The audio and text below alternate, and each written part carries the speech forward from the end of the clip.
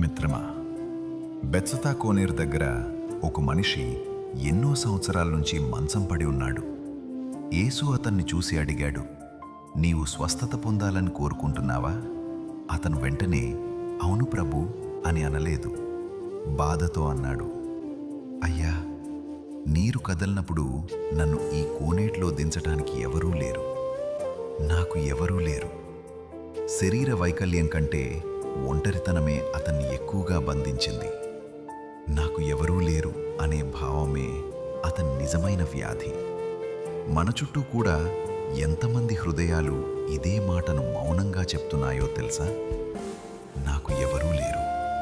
నాకు సహాయం చేసేవారు ఎవరూ లేరు. ఒక చిరునవ్వు చాలు, ఒక చిన్న మాట చాలు.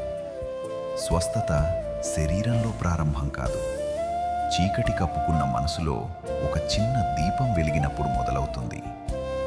ఈరోజు నీ కళ్ళను తెరువు. నీ చుట్టూ ఉన్న వారిని నిజంగా చూడు. నీ ముందు ఉన్న సోదరుని ఓదార్చలేకపోతే సిలువపై ఉన్న ప్రభువును ఎలా ప్రేమిస్తున్నానని చెబుతావు?